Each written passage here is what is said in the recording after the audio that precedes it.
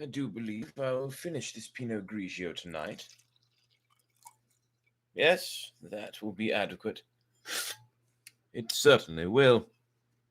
I know what you're thinking, it's a bit dark, but I still have to finish lighting the candles. So, trust me, it's a bit dark for me as well. So, first candle. And I've got one more. And here it is. Before I light it, though, I'm going to see if this torch will work again.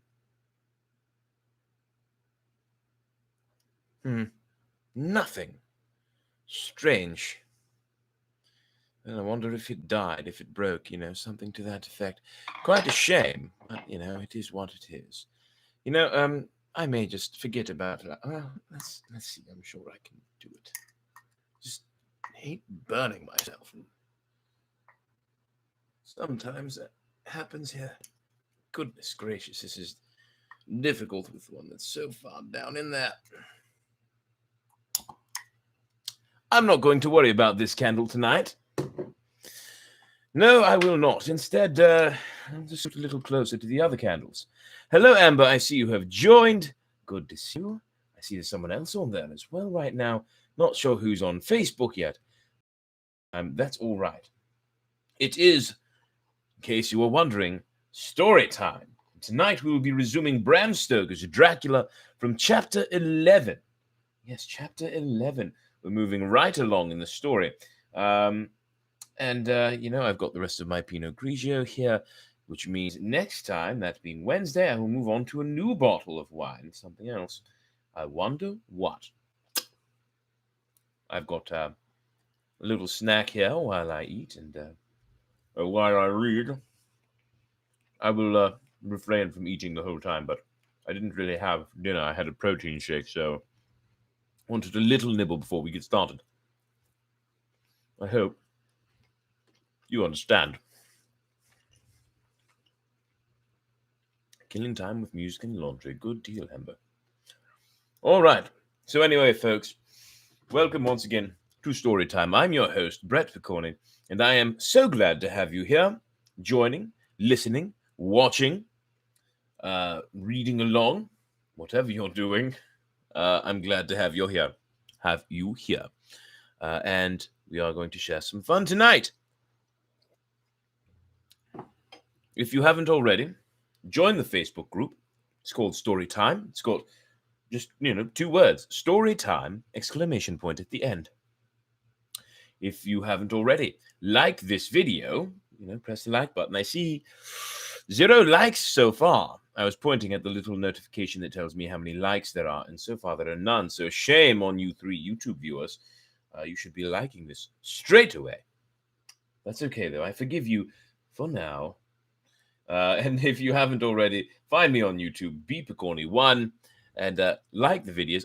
There's one of those likes. Fantastic. And subscribe to my channel, please. I'd love it if you would subscribe, and then you can also share it with your friends so they can subscribe as well. If you'd like to take the time, you can... Oh, thank you, Amber. I'm grateful. If you'd like to take the time, you can also follow me on Twitch, which it's been a little while since I streamed on there, but that's okay. One day I will return. Until then, you can still find me. Yes, hello, Gloria. Glad you have joined as well. You can still find me on Twitch. My name, my tag is Brett Doesn't Game. All one word, no punctuation, nothing.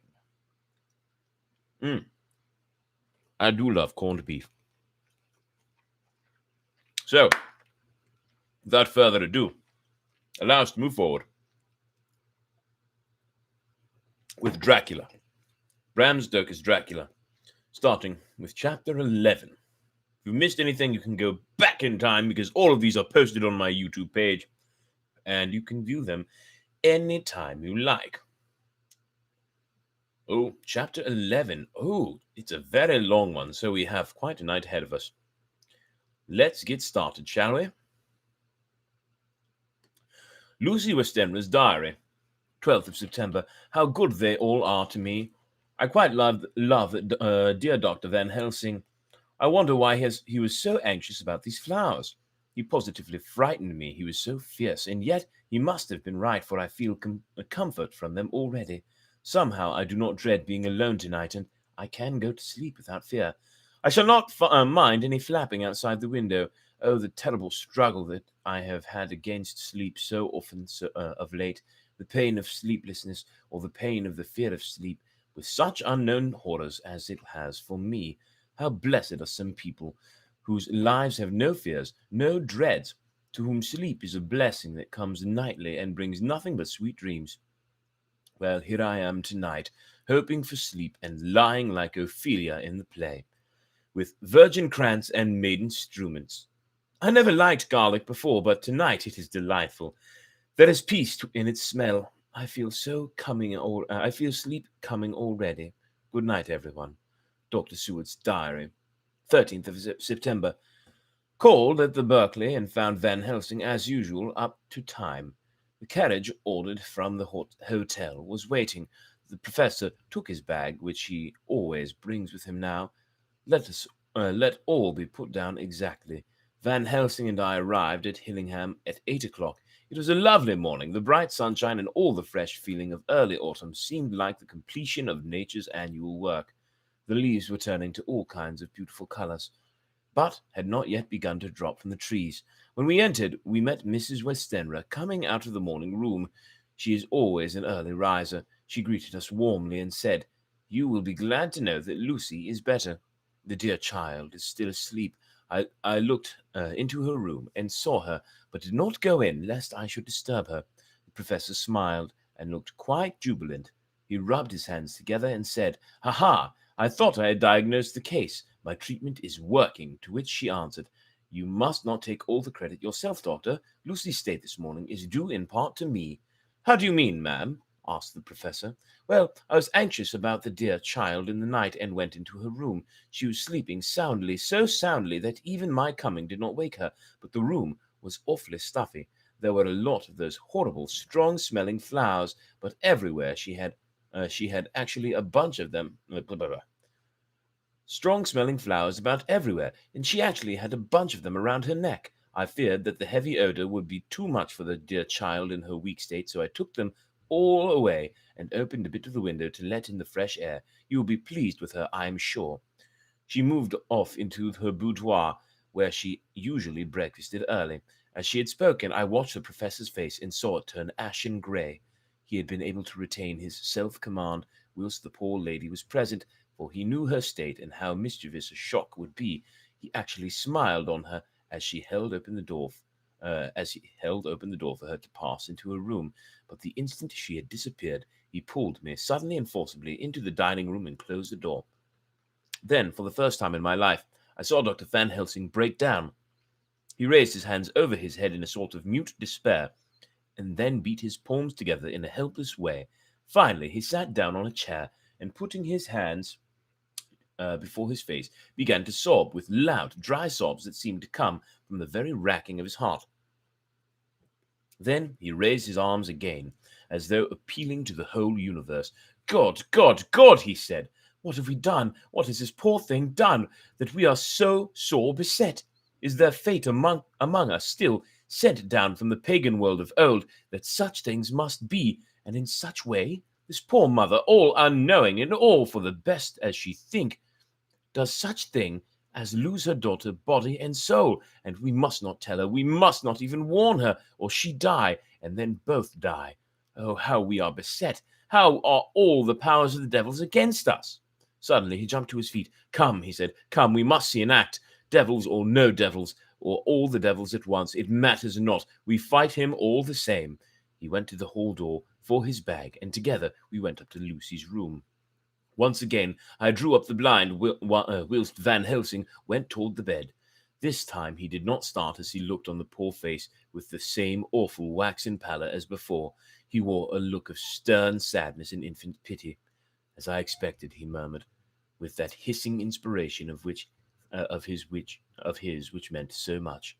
Without a word he went and locked the door, and began to set out on the little table the instruments for yet another operation of transfusion of blood.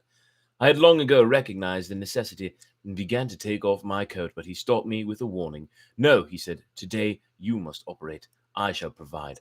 You are weakened already. As he spoke, he took off his coat and rolled up his shirt sleeve. Again the operation, again the narcotic, again some return of color to the ashy cheeks, and the regular breathing of healthy sleep. This time I watched whilst Van Helsing recruited himself and rested. Presently he took an opportunity of telling Mrs. Westenra that she must not remove anything from Lucy's room without consulting him, that the flowers were of medicinal value, and that the breathing of their odour was a part of the system of cure.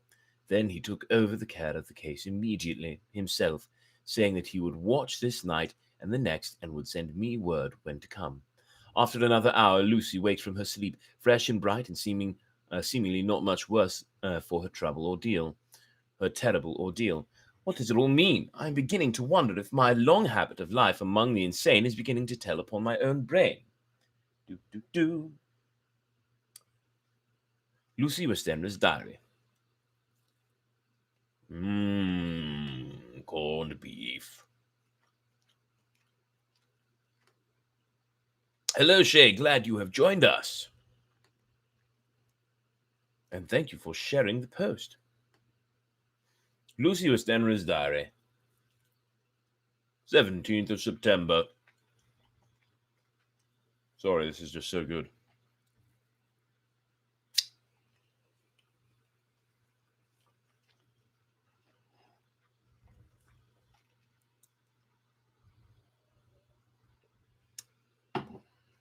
"4 days and nights of peace.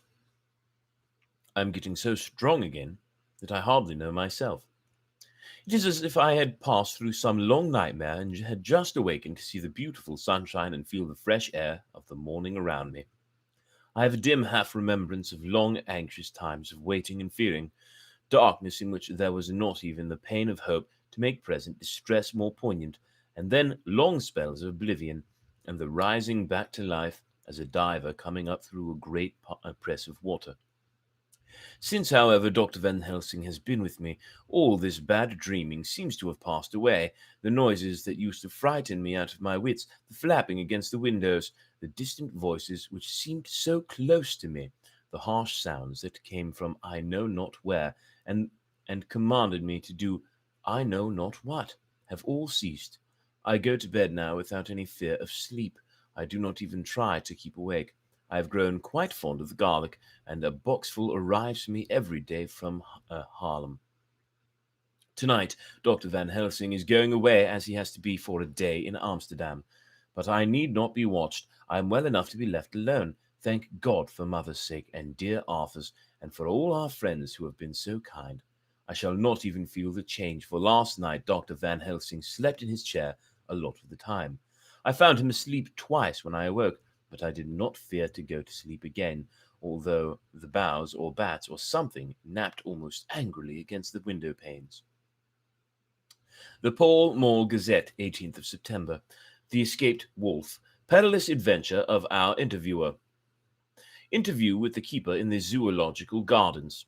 After many inquiries and almost as many refusals, and perpetually using the words Pall Mall Gazette as a sort of talisman, I managed to find the keeper of the section of zoological gardens in which the wolf department is included. Thomas Builder lives in one of the cottages in the enclosure behind the elephant house, and was just sitting down to his tea when I found him. Thomas and his wife are hospitable folk, elderly and without children, and if the specimen I enjoyed of their hospitality be of the average kind, their lives must be pretty comfortable. The keeper would not enter on what he called business until the supper was over, and we were all satisfied. Then, when the table was cleared, and he had lit his pipe, he said, "Now, sir, you can go on and ask me what you want. You'll excuse me of refusing to talk on professional subjects are more for meals." There's an accent here written into they wrote it in an accent, so I'm having a little trouble here. "It gives the wolves and the jackals and the hyenas in all our sections their tea afore I begins to ask them questions." How do you mean, ask them questions? I queried, wishful to get him to a talkative humour. Hitting of 'em over the head with a pole is one way, scratching of the ears is another. When gents says his flush wants a bit of show off to get the gals, I don't so much mind the fuss. The hitting with a pole afore I chucks in their dinner. But I waits till they've had their sherry and coffee, so to speak, afore I tries on the ear scratching, mind you, he added philosophically. There's a deal of the same nature in us as we in them animals. Here's you a coming and asking me question about my business, and I that grumpy like that only for your blooming half quid I'd seen you blowed fuss before I'd answer. Not even when you asked me sarcastic like if I'd like you to ask the superintendent if you might ask me questions. Without offence, did I tell you to go to hell? You did. And when you said you'd report me for using an obscene language, that was hitting me over the head. But the half a quid made that all right. I wasn't going to fight, so I waited for the food and did with my owl as the wolves and lions and tigers do. But Lord love your heart, now that the old woman has stuck a chunk of her tea cake in me and rinsed me out with a blooming old teapot and I've lit up, you may scratch my ears for all you're worth, and don't get even a growl at me. Drive along with your questions. I know what you're a-coming at, and there escaped wolf. Exactly. I want you to give me your view of it. Just tell me how it happened, and when I know the facts, I'll get you to say what you consider was the cause of it. Excuse me there. And how you think the whole affair will end. All right, Governor. This here is about the old story that our wolf, what we call Berserker, was one of the three great ones that come from Norway to Jamrax, and we brought off him 4 years ago, and he was a nice, well-behaved wolf that never gave no trouble to talk of. I'm more surprised that I'm for wanting to get out, nor any other animal in the place. But there you can't trust wolves no more nor women. Don't you mind him, sir? Broke in Mrs. Tom with a cheery laugh. He's got minding the animals so long the blessed if he ain't like an old wolf itself, but there ain't no harm in it. Well, sir, it was about 2 hours after back to the old dude. Well, sir, it was about 2 hours after feeding yesterday when I first heard my disturbance. I was making up a litter of the monkey house for a young puma which is ill, but when I heard the yelping and howling, I came 'em straight away. There was Berserker a-tearing like a mad thing at the bars as if he wanted to get out. There wasn't much people about that day, and close at hand was only one man, a tall, thin chap with a hooked nose and a pointed beard, with a few white hairs running through it. He had a hard, cold look and red eyes, and I took a sort of mislike to him, for it seemed as if it was him they was irritating at. He had white kid gloves on his hands and pointed out the animals to me and says, Keeper, these wolves seem upset at something. Maybe it's you, says I, for I did not like the airs he gave himself, but he didn't get angry as I hoped he would, but he smiled a kind of insolent smile with a mouthful of white sharp teeth. Oh no, they wouldn't like me, he says. Oh yes, they would, says I, imitating of him. They always like a bone or two to clean their teeth on about tea time, which you has a bagful. Well, it was an odd thing, but when the animals see us a-talking, they lay down, and when I went over to Berserker, he let me stroke his ears same as ever.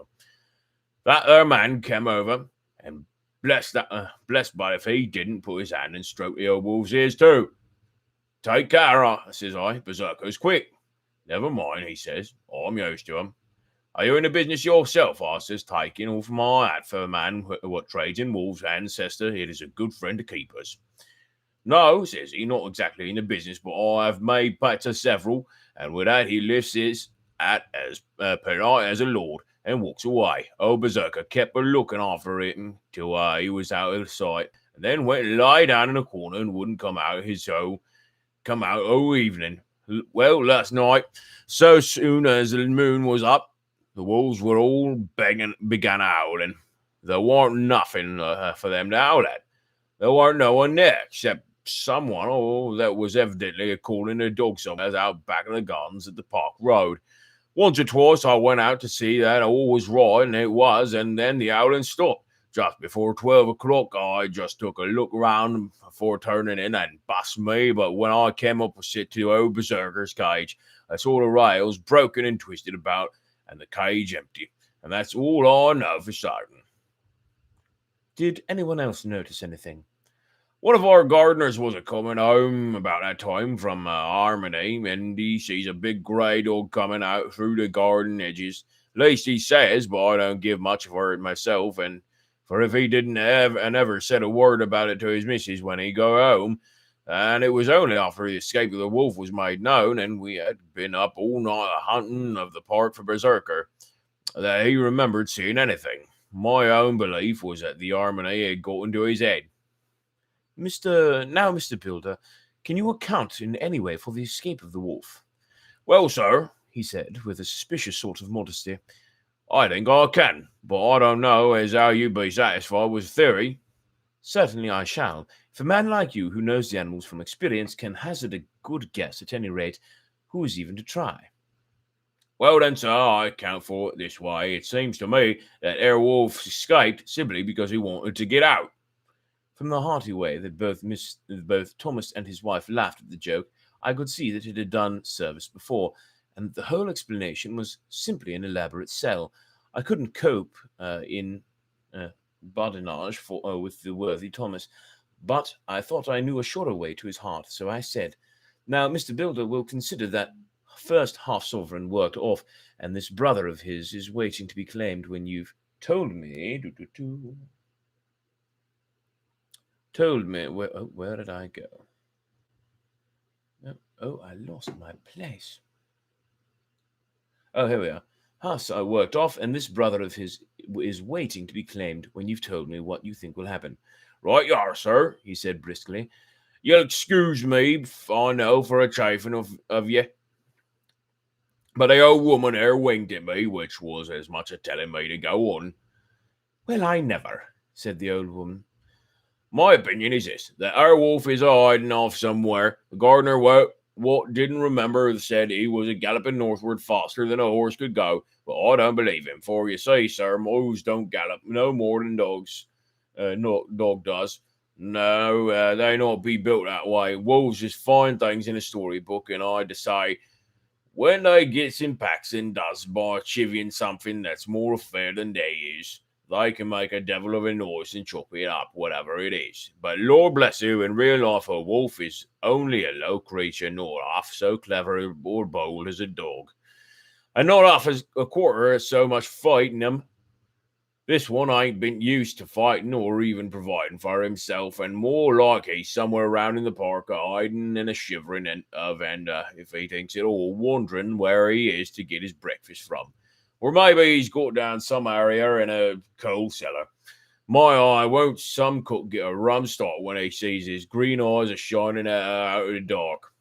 If he can't get food, he's bound to look for it, and mayhaps he may chance to light on a butcher's shop in time. If he doesn't, and some nursemaid goes a walking off with a soldier, leaving of the infant in the perambulator, well, then I shouldn't be surprised if the census is one baby the less. That's all." I was handing him the half-sovereign when something came bobbing up against the window, and Mr. Builder's face doubled its natural length with surprise. "God bless me," he said. "If there ain't no berserker come back himself." He went to the door and opened it. A most unnecessary proceeding, it seemed to me. I have always thought that a wild animal never looks so well as when some obstacle of pronounced durability is between us. A personal experience has intensified rather than diminished that idea. After all, however, there is nothing like custom, for neither Builder nor his wife thought any more of the wolf than I should of a dog. The animal itself was as peaceful and well-behaved as that father of all picture wolves, Red Riding Hood's quondam friend, whilst moving her confidence in masquerade. The whole scene was an unutterable mix of comedy and pathos. The wicked wolf that for half a day had paralyzed London and set all the children in town shivering in their shoes was there in a sort of penitent mood, and was received and petted like a sort of vulpine prodigal son. Old Builder examined him all over with most tender solicitude, and when he had finished with his penitent, said, There, I knew the poor old chap would get into some kind of trouble. Didn't I say it all along? Here's his head all cut and full of broken glass. He's been a getting over some bloomin' wall or something or other. It's a shame people are allowed to top their walls with broken bottles. This here's what comes of it. Come along, berserker. He took the wolf and locked him up in a cage with a piece of meat that satisfied, in quantity at any rate, the elementary conditions of the fatted calf, and went off to report. I came off too, to report the only exclusive information that is given today regarding the strangest escapade at the zoo. Dr. Seward's diary, 17th of September. Oh, sorry, just a message there. Okay. Dr. Seward's diary, 17th of September. I was engaged after dinner in my study, posting up my books, which, through press of other work and many visits to Lucy, had fallen sadly into arrear. Suddenly the door was burst open, and in rushed my patient, with his face distorted with passion. I was thunderstruck, for such a thing as a patient getting of his own accord into the superintendent's study is almost unknown. Without an instant's pause, he made straight at me. He had a dinner knife in his hand, and as I saw he was dangerous, I tried to keep the table between us.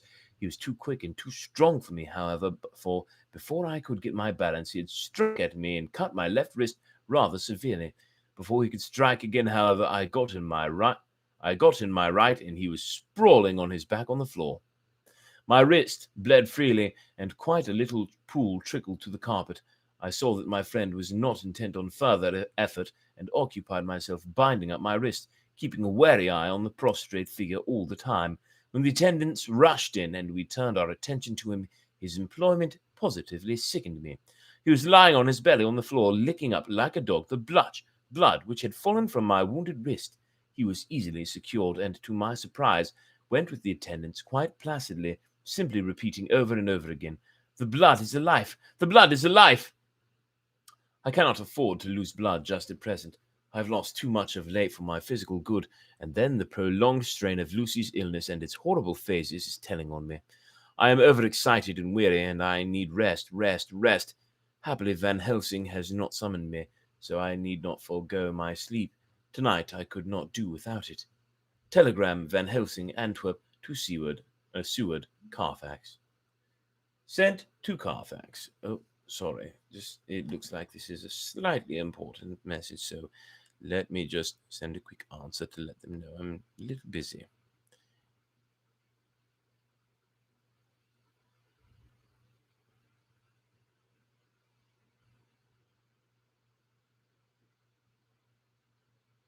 All right. Done. 17th of September. Oh, yes. Telegram Van Helsing, Antwerp to Seward, Carfax. Sent to Carfax, Sussex, as no county given. Delivered late by 22 hours. 17th of September. Do not fail to be at Hillingham tonight. If not watching all the time frequently, visit and see that flowers are as placed. Very important. Do not fail. Shall be with you as soon as possible after arrival. Dr. Seward's diary, 18th of September. Just off for train to London. They arrived. Okay. Just off to London. The arrival of Van Helsing's telegram filled me with dismay. A whole night lost, and I know by bitter experience what may happen in a night. Of course, it is possible that all may be well, but what may have happened? Surely there is some horrible doom hanging over us, that every possible accident should thwart us in all we try to do. I shall take this cylinder with me, and then I can complete my entry on Lucy's phonograph. Memorandum left by Lucy Wesenra. 17th of September, night. I write this and leave it to be seen, so that no one may by any chance get into trouble through me. This is an exact record of what took place tonight. I feel I am dying of weakness, and I have barely strength to write, but it must be done if I die in the doing. I went to bed as usual, taking care that the flowers were placed as Dr. Van Helsing directed, and soon fell asleep. I was waked by the flapping at the window, which had begun after that sleepwalking on the cliff at Whitby when Mina saved me, and which now I know so well. I was not afraid, but I did wish that Dr. Seward was in the next room, as Dr. Van Helsing said he would be, so that I might have called him. I tried to go to sleep, but could not. Then there came to me the old fear of sleep, and I determined to keep awake. Perversely, sleep would try to come. Then I would not want it. So, as I feared to be alone, I opened my door and called out, "Is there anybody there?" There was no answer. I was afraid to wake mother, and so closed my door again. Then outside in the shrubbery I heard a sort of howl like a dog's, but more fierce and deeper. I went to the window and looked out, but could see nothing except a big bat, which had evidently been buffeting its wings against the window. So I went back to bed again, but determined not to go to sleep. Presently the door opened, and mother looked in. Seeing by my moving that I was not asleep, came in and sat by me. She said to me even more sweetly and softly than her wont, "I was uneasy about you, darling, and came in to see that you were all right.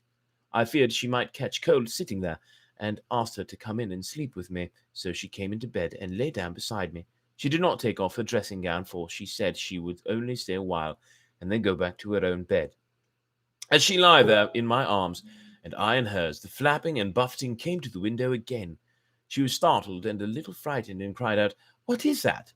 I tried to pacify her, and at last succeeded, and she lay quiet, but I could not hear her poor dear heart still beating terribly. I could hear it, sorry. After a while there was the low howl again out in the shrubbery, and shortly after there was a crash at the window, and a lot of broken glass was hurled on the floor.